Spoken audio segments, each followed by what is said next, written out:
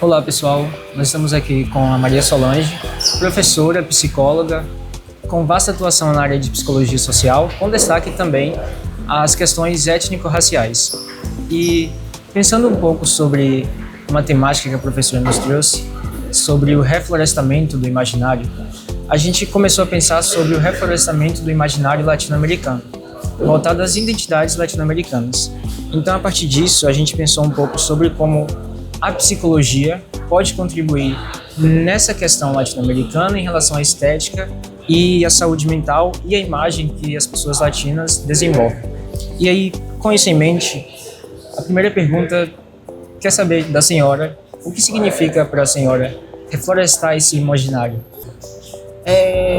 Pensar em trazer as raízes ancestrais de povos que ao longo da história foram não vistos, dizimados, não valorizados. Então, eu diria que o reflorestamento está relacionado a esse autoconhecimento cultural mesmo, de pensar nessas raízes, na nossa cultura e trazer de volta isso, né? Pensar no que é nosso, que é essência. Então, pensando aí, como você falou, o que a psicologia poderia contribuir, eu diria que nós temos um autor, né, que é o Martin Baró, que ele foi um dos grandes nomes no sentido de ser um dos precursores do que nós chamamos hoje de psicologia decolonial, que é exatamente você pensar que esses traumas que a colonização nos deixou, dentro de um padrão europeu, né, em que tudo que era nesse sentido eurocêntrico, né, de ser tudo belo, maravilhoso, visível, né, e o que era nosso, das nossas raízes, não era valorizado. Então, Martin Baró, dentro da psicologia latino-americana, foi um dos teóricos que trouxe essa postura, esse compromisso ético-político em resgatar isso e principalmente pensar nos traumas que o processo de colonização trouxe, né, para a maioria dos povos latino-americanos.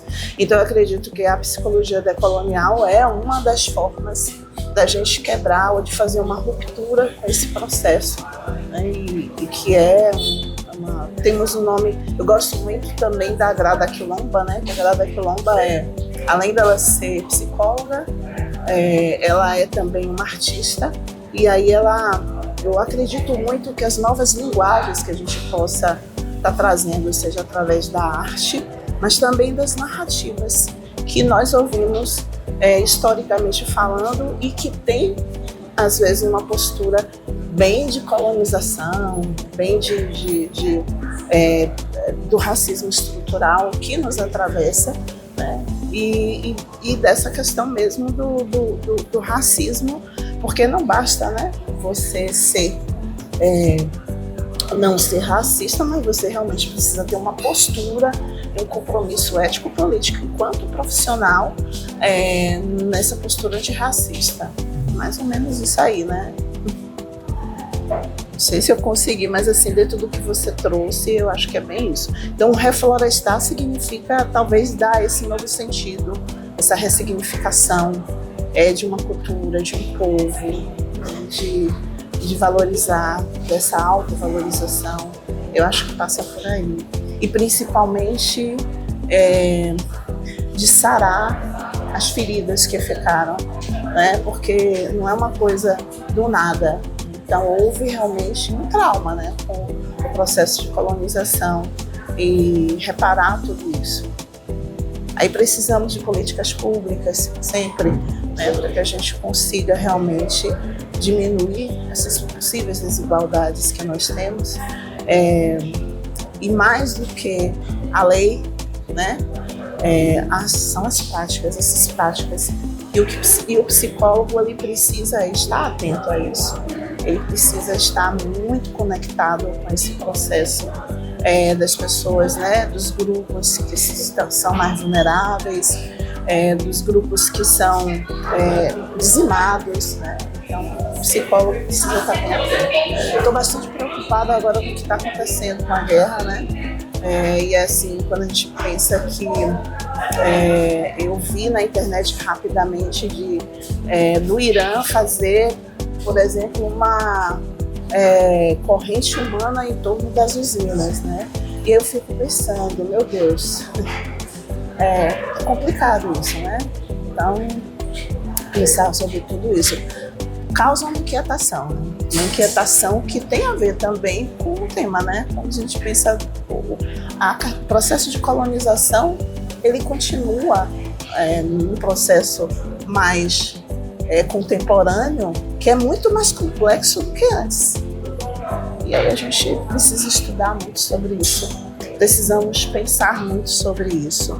E é isso, gente. E como é que a gente faz esse processo de as feridas abertas, né? Como isso gera um apagamento daquilo que é identitário às pessoas latinas.